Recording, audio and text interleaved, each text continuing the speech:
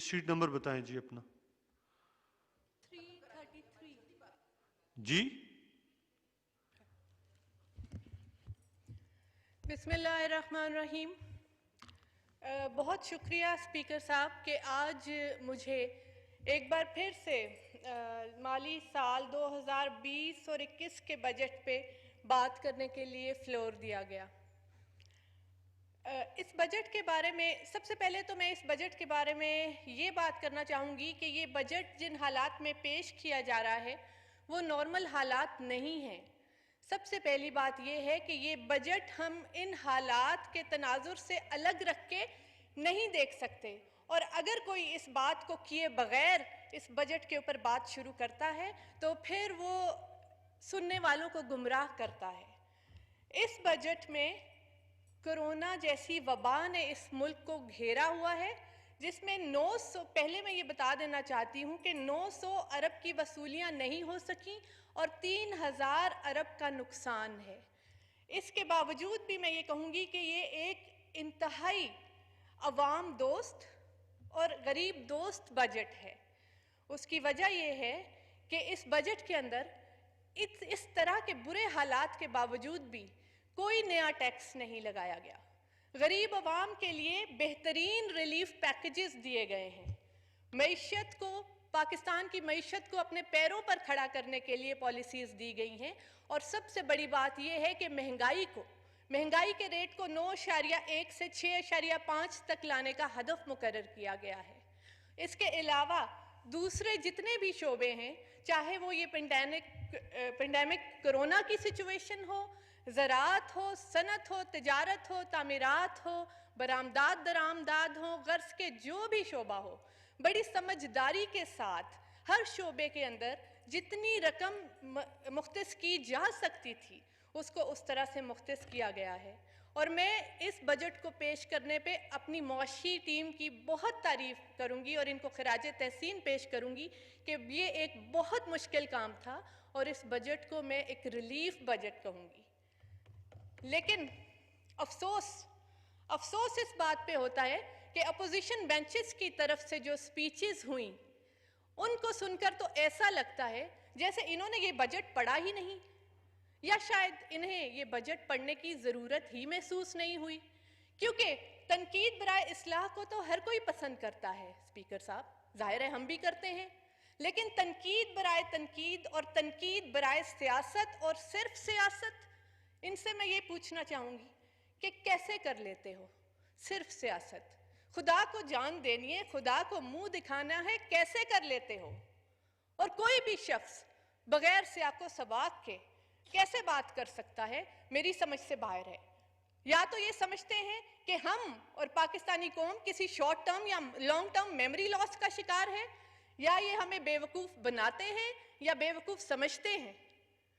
مجھے نہیں پتا کہ یہ کیا ثابت کرنا چاہتے ہیں، لیکن میں اپنی بات کو تھوڑا سا پیچھے سے شروع کروں گی. اسپیکر صاحب، جب 2 سال پہلے ہمیں حکومت دی گئی، اس وقت میں آپ کو بتاؤں کہ ہماری معیشت کو ایک بہت مہلک بیماری لاحق تھی، اور اس بیماری کا نام ہے بیرونی خسارہ اور قرضوں میں ڈوبی ہوئی معیشت. پاکستان کا برا حال تھا، پیسہ نہ ہونے کے برابر، ادھار کی بیساکھیوں پہ چلتا ہوا پاکستان، ہر طرف جھوٹ، فراڈ، عوام سے جھوٹ، اسکرین سیورز. اور جب ہمیں حکومت دی گئی تو یہ کھلم کھلا کہتے تھے کہ یہ حکومت نہیں چلے گی، چند دن کی مہمان ہے، کیونکہ یہ جانتے تھے کہ جو معاشی حالات انہوں نے ہمیں دیے ہیں اور پاکستان کو جن معاشی حالات میں یہ ڈال کر گئے ہیں ان کا چلنا مشکل ہی نہیں، ناممکن ہے. لیکن تکلیف تو ان کو تب ہوئی، بھائی بننے کی ضرورت تو ان کو تب پڑی جب یہ حکومت چلنے بھی لگی، معیشت مضبوط بھی ہونے لگی، روپیہ مستحکم بھی ہونے لگا، ادھار اترنے لگے، اسکرین سیور ہٹ گئے، عوام کو حقیقت بتائی جانے لگی، پاکستان مضبوط ہونے لگا اور احتساب شروع ہوا. وہ کہتے ہیں مسئلہ زہر کا نہیں، وہ تو میں پی گیا تھا. تکلیف لوگوں کو تب ہوئی جب میں پھر بھی جی گیا. اور تکلیف کا یہ سلسلہ اور غم و غصے کا یہ سلسلہ ایسا ہے کہ تھمتا ہی نہیں. کبھی کسی بات پہ سیاست، کبھی کسی بات پہ سیاست. کبھی یہ فرماتے ہیں کہ یہ حکومت چندہ لیتی ہے. تو مجھے بتاؤ جن حالات میں تم یہ حکومت چھوڑ کے گئے ہو چندہ نہ لیں تو اور کیا کریں. لیکن بات یہ ہے کہ چندہ بھی ایماندار لوگوں کو دیا جاتا ہے. تم تو اس قابل بھی نہیں تھے کہ یہ عوام تمہیں چندہ دینے کے لیے سلیکٹ کرتی. کبھی یہ کہتے ہیں اس حکومت کا تو ہنی مون ٹائم ختم نہیں ہوتا. بات یہ ہے کہ اس حکومت کا تو ہنی مون ٹائم کبھی شروع ہی نہیں ہوا. پہلے دن سے یہ حکومت کام کر رہی ہے. جو آپ نے 35 سال ہنی مون منایا اس کا خمیازہ ہم بھگت رہے ہیں. اور اب یہ بات کرتے ہیں, ایک نئی بات شروع کی ہے انہوں نے. اب یہ بات کرتے ہیں کہ یہ حکومت اپنی ناکامیاں کرونا کے پیچھے چھپا رہی ہے.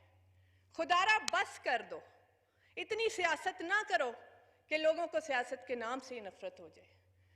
یہ چلیں اس کو اس تناظر سے دیکھ لیتے ہیں. لیکن میں نے یہ کہوں گی کہ خدارا فیکٹس اور فگرز کے ساتھ اور حقیقت پر مبنی بات کیا کرو. جب کرونا کا پہلا کیس اسپیکر صاحب رجسٹر ہوا پاکستان کے اندر, اس سے تھوڑا سا پہلے کی بات کرتے ہیں کہ پاکستان کی معیشت کا کیا حال تھا.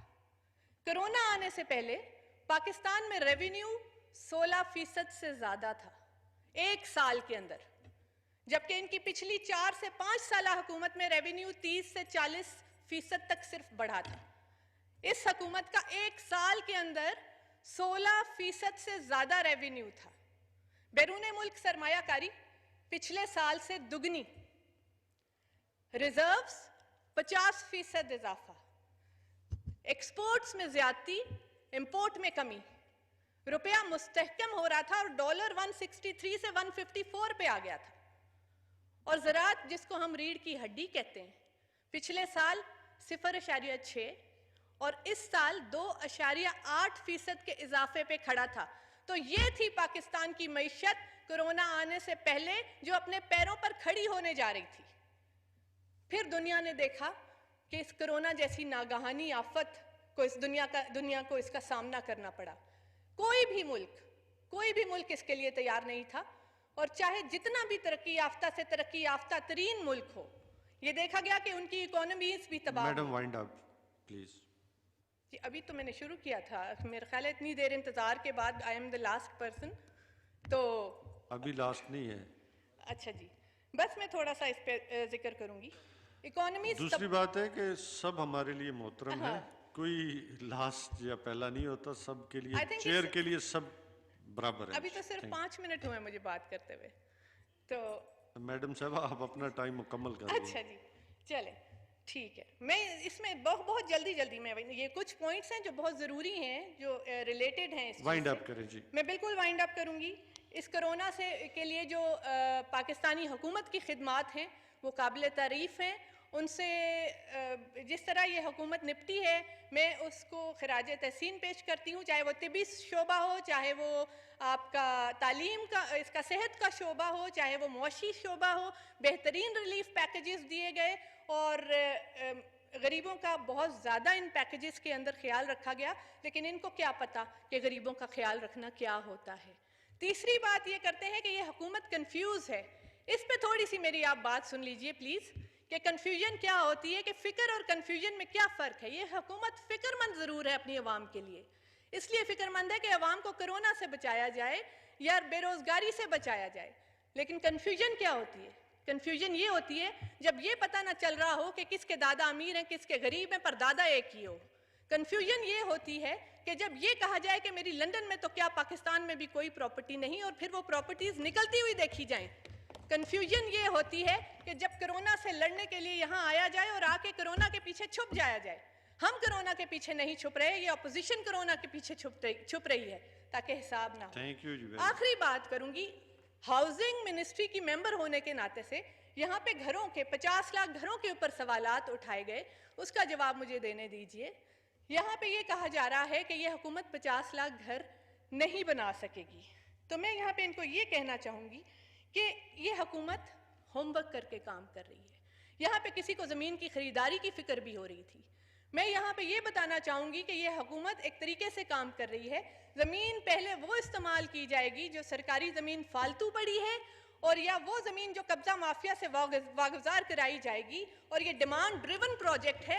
ہمارے اجلاس سے ڈیمانڈ کا اور زمین کا دونوں کا ڈیٹا آ چکا ہے اور کام شروع ہو چکا ہے. ایک چیز میں ہاؤسنگ منسٹری کے حوالے سے بتاؤں گی کہ جن سرکاری ہسپتال سرکاری ملازموں کا آپ رونا روتے ہیں, انہی سرکاری ملازمین کے لیے 1,20,000 گھروں کے لیے گراؤنڈ پہ انیشیٹو لیا جا چکا ہے.